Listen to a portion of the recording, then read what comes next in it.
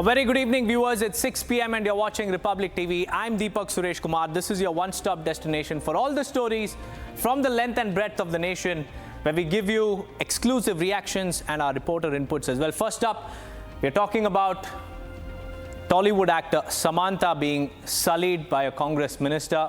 Nagarjuna has now filed a defamation case, and many actors have come out in support of Samantha and has called out the mindset of the Congress Mantri in Telangana. We'll get you all the latest updates on that. And the big focus is on the drug cartel's links with the Congress party. And now we have also accessed an exclusive letter which exposes how Congress leader is linked to this particular drug mafia kingpin. Meanwhile, Muda heat continues to intensify on Siddaramaiah. After the Enforcement Directorate filed a complaint, now it has summoned his close aide and Karnataka Urban Development Minister Byrathi Suresh, further upping the heat on the Karnataka ruling dispensation. Meanwhile, Sadguru has been given a supreme relief by the Supreme Court. About 150 police personnel today visited Isha Foundation upon criminal complaints, but that probe has now been paused by the Supreme Court. And finally, viewers, our focus is also on the Karnataka Congress minister who has berated Veer Savarkar, but has absolved Jinnah, saying that Jinnah was not a fundamentalist, but Veer Savarkar was one. And he also went on to make bizarre claims that Veer Savarkar was also a beef eater. We'll get you all the latest on that, but first, a quick look at the headlines. Presented by Royal Global University. Northeast can't wait. Pado kuch bano.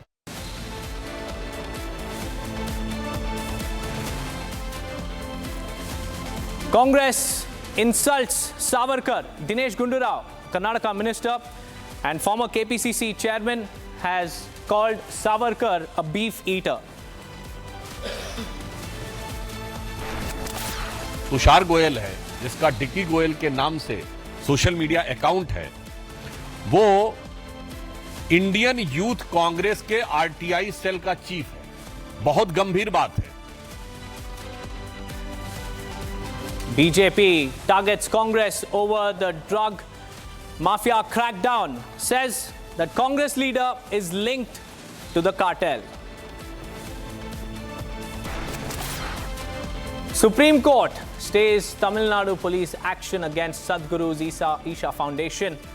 Today, supreme relief for Sadguru.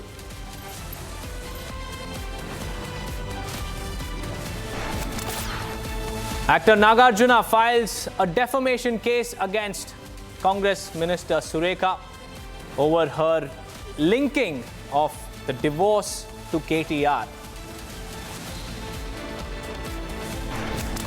Another close aide of Siddaramaiah has now been summoned. Byrathi Suresh, the Karnataka minister, has now been summoned by the Enforcement Directorate.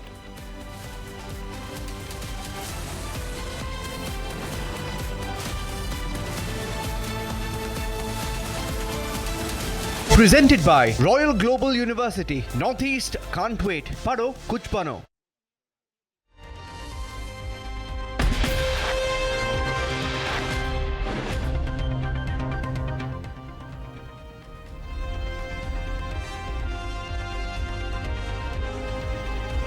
First up, viewers, in the biggest drug bust in the national capital in the recent time, this particular seizure of high-profile drugs have now opened a can of worms. The cartel has found links to Pakistan, Dubai, and also South Africa. In fact, after the alleged kingpin behind Delhi's biggest drug bust was found to be a former Congress party worker, Tushar Goel was also arrested by the Delhi police. In fact, Republic TV, your channel, has accessed the Congress party's letter from 2022 where Tushar Goel was appointed as the chairman of the RTI department of the Delhi Youth Congress. Meanwhile, the grand old party has disassociated itself from the entire claim being made by the BJP. Delhi Police's special cell has made the biggest ever drug bust. 560 kilograms of cocaine, 40 kilograms of marijuana, 22 cartons of drugs worth over rupees 2,000 crore was seized from Delhi's Mahipalpur area. And this international drug syndicate was busted yesterday night by a team of DCP Amit Kaushik and ACP Kailash Pest. This information had initially come to us from a central intelligence agency. We have arrested 4 persons and recovered 562 kg of cocaine, which is one of the biggest haul in recent times. 3 other accused have been arrested in connection with the case. Tushar's driver Aurangzeb, friend Himanshu and client Bharat Jain, who was running the cartel in Maharashtra. Right now we are standing just at South Delhi's Mahipalpur region. This is Mahipalpur extension area. This is the very premise which is basically owned by Tushar Goyal. Tushar Goyal is the mastermind of this international drug racket. So what has happened that last night Delhi police has arrived over here and they have recovered drug consignment worth 5,600 crore. And apart from Tushar Goyal, Delhi police have also arrested Mr. Aurangzeb, who has been identified as a driver of Mr. Tushar Goyal. Now the kingpin Tushar Goyal's link to the Congress party has surfaced. Goyal, who himself comes from a wealthy South Delhi family from Vasant Vihar, identified himself as the Delhi Youth Congress's RTI cell chairman. His pictures with Haryana Congress leader Dipender Hooda have also surfaced ahead of the October 5th elections. मेरा सवाल है, मैं अपनी जानकारी के लिए और देश के लिए पूछना चाहता हूं, तुषार गोयल का 5,000 करोड़ के ड्रग्स रैकेट में जो आए हैं, कांग्रेस के पदाधिकारी हैं, हुड्डा परिवार के साथ इनके संबंध क्या है, भूपेंद्र हुड्डा जी, दीपेंद्र हुड्डा जी बताएं इनकी कितनी घनिष्ठता है, और कांग्रेस पार्टी बताए कि इस ड्रग्स का पैसा कितना हरियाणा के चुनाव में लगा है। बहनों और भाइयों, ये ड्रग माफिया हो या खनन माफिया, ये भू माफिया हो या पशु माफिया, ये संगठित अपराध में संलिप्त माफिया हो या कोई भी माफिया, ये समाज के लिए समाज के विकास का सबसे बड़ी बाधा है। जो मुख्य आरोपी है, जो किंगपिन है, जिसका नाम तुषार गोयल है, जिसका डिक्की गोयल के नाम से सोशल मीडिया अकाउंट है, वो इंडियन यूथ कांग्रेस के आरटीआई सेल का चीफ है। बहुत गंभीर बात है। The Congress, however, has distanced itself from the kingpin. The person involved has been sacked from the party in 2021. How are we connected with that? And secondly, that we are not preventing the government, or we are not asking the government not to proceed against the guilty. In fact, the drug cartel has been found to have links in Dubai and Pakistan as well. The consignment originated from South Africa. The appointment letter that you see right now on your screens that have been accessed by Republic TV goes on to indicate that he was basically appointed as the RTI cell head. Tushar Goyal that you see right now on your screens, and I'm going to read out from the letter that has been accessed. I'm hereby pleased to appoint you as the chairman RTI department of the Delhi Pradesh Congress. Now, the Congress party says that he has already been expelled, and there is no reason why the BJP should be linking Tushar Goyal to the Congress party when he has already been expelled. The reality is this: the drug kingpin who has been sourcing this drug all the way from South America is now in custody of the Delhi Police Special Cell. The money that was basically generated from the drug that was being distributed further, the police basically suspects that this was actually being used for political purposes. Now, that's a suspicion at this point in time. It's a matter of investigation which is underway at this stage. BJP ने एक poster दिखाया है, दीपेंद्र हुड्डा के साथ photo है sir, 500 crore की cocaine पकड़ी गई है दिल्ली के अंदर। सर आपने फोटो अनिल जैन के साथ भी है, अनिल जैन के साथ भी फोटो से क्या मतलब? सर आपने तो कैसा पता मेरे क्या फोटो से क्या? The police, meanwhile, are now probing a narco-terror link to the case.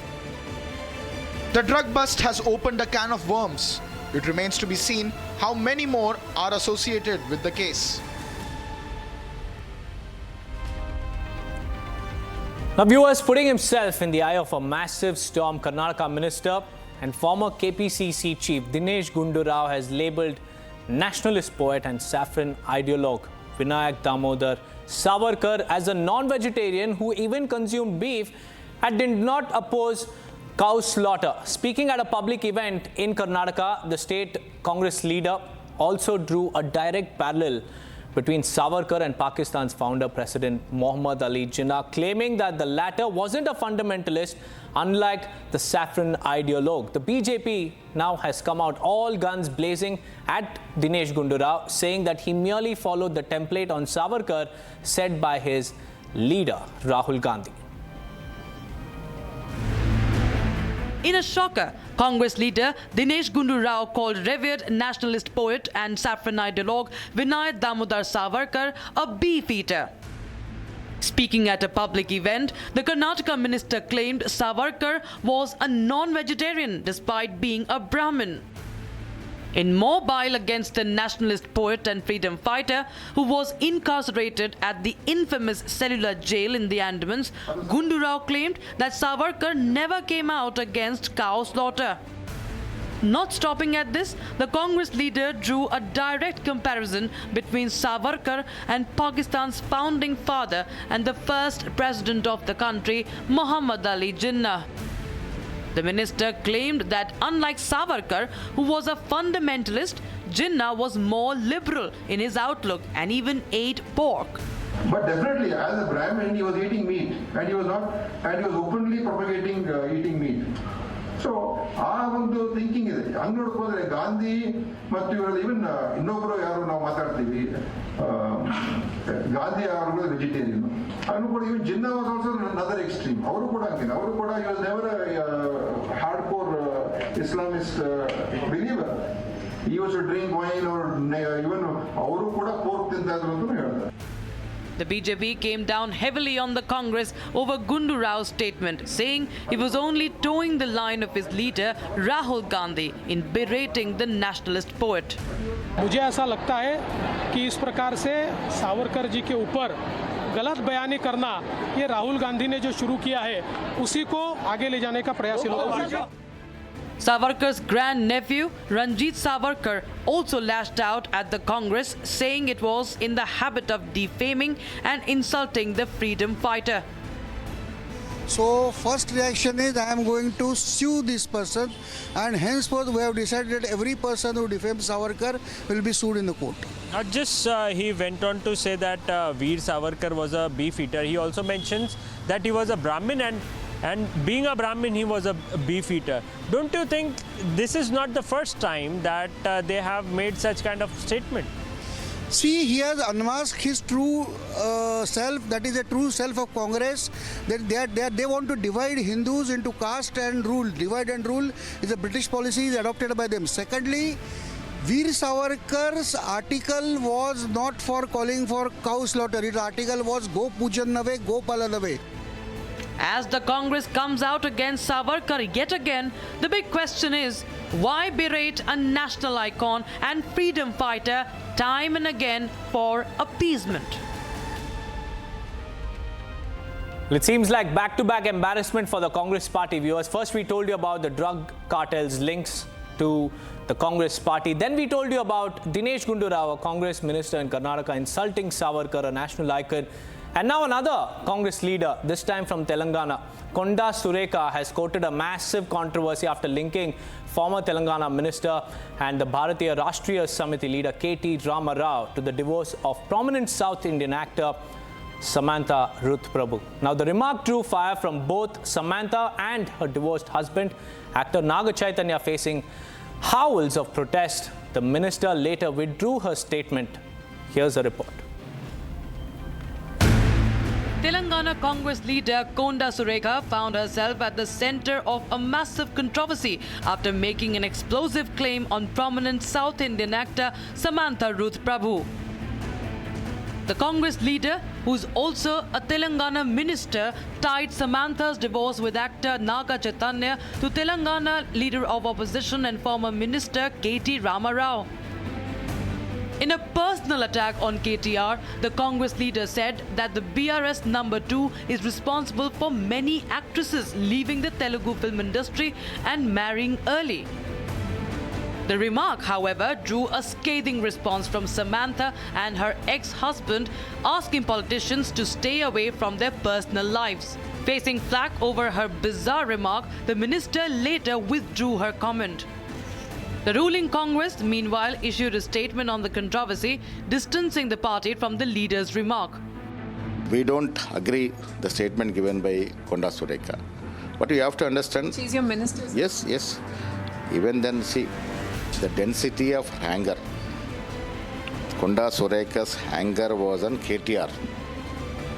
You have to go back to the original story also. For the last 3-4 days, Sureka was trolled in a very bad manner. KTR's aides, BRS workers.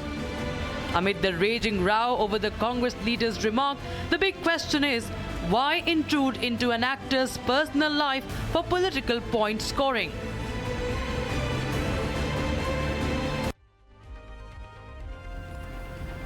Viewers, allegations of evidence destruction, shady land dealings, and now a fresh summons to his close aide, Byrathi Suresh, by the Enforcement Directorate, all adding to the growing fire. Siddaramaiah's political fortress is now under siege, and his grip is weakening because the investigation is accelerating and the pressure is also immense on the Chief Minister. Is this where Siddaramaiah's empire begins to crumble because of the Muda scam taint? The countdown has begun and there seems to be no escape for the Chief Minister. Karnataka Chief Minister Siddaramaiah is in serious trouble with the Muda scam putting him in a tight spot. The pressure is mounting and now the heat has cornered him as a new allegation surfaces. Another fresh complaint has been filed against Siddaramaiah, intensifying his legal woes. According to complainant Pradeep Kumar, Siddaramaiah allegedly destroyed crucial evidence related to 14 land sites. The complainant also drags Yatinder Siddaramaiah into the controversy, naming him as a partner in the shady dealings. Pradeep Kumar has demanded a full-scale investigation into the evidence destruction and wants a case registered. Allegations claim that evidence was deliberately wiped out with the direct involvement of Muda officials to reclaim the sites.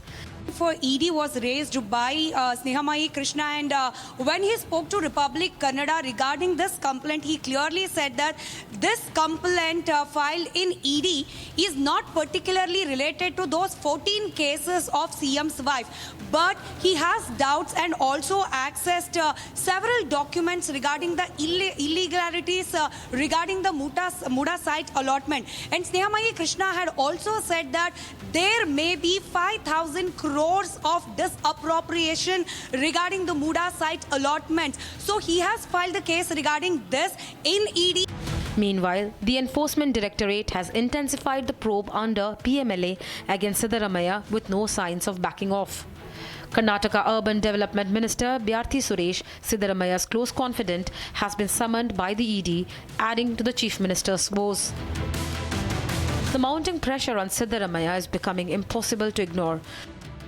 The mounting pressure on Chief Minister Siddaramaiah is undeniable. Yesterday, I think, entire night. So, with respect, because they are very high in position, they are a model to us. So, that's why I said I will ready to resign. Two choices there. Already respected retired Lokayukta Santosh Agde given the statement. Siddaramaiah have to resign. With fresh allegations piling up and key aides being summoned, the noose is tightening. Will Siddaramaiah manage to navigate through the storm, or is this the beginning of the end of his political stronghold? The investigation is gaining momentum and the clock is ticking. Bureau Report, Republic TV. Now moving on, the Supreme Court viewers took over a case filed originally before the Madras High Court against Isha Foundation, which is run by spiritual leader and motivator Sadguru. The case pertains to a petition filed by a former professor claiming that his daughters were influenced and brainwashed into staying at the ashram run by his foundation. The Isha Foundation earlier moved the Supreme Court challenging the petition filed with the Madras High Court, and the Supreme Court blocked any sort of action in the probe Take a look at this story. The Supreme Court on Thursday took over a criminal case against the Isha Foundation, which is run by spiritual leader Sadguru. The case was filed on a petition which was earlier in the Madras High Court. The petition was filed by a retired professor claiming that his two daughters were brainwashed into staying at the ashram run by the foundation. The Isha Foundation moved the apex court challenging the Madras High Court order. Confirming the transfer of the criminal case, the Chief Justice of India, Justice D.Y. Chandrachud, directed no action against the Isha Foundation till further orders. Senior Supreme Court advocate Mukul Rohatgi, who is representing the foundation, listed the matter for urgent hearing on Thursday. The Madras High Court had ordered a probe into all the cases registered against the organization, and 150 plus police along with other people had entered the headquarters and begun investigation and collecting report of it. It is in this context that the Isha Foundation went to the Supreme Court. The Chief Justice of India in fact has criticized the action done by the police and stated that how can an army of police officers enter such institution. The CGI also spoke to the two women in question, and they have also stated that they are living as per their volition and nobody has coerced or forced them to stay within the foundation itself. Meanwhile, the Isha Foundation has given a statement that they welcome the intervention by the Supreme Court. As the case is sub judice, they don't want to comment further. Republic also tried to contact Kamaraj, and he also stated that being sub judice, he does not want to comment on this at the moment.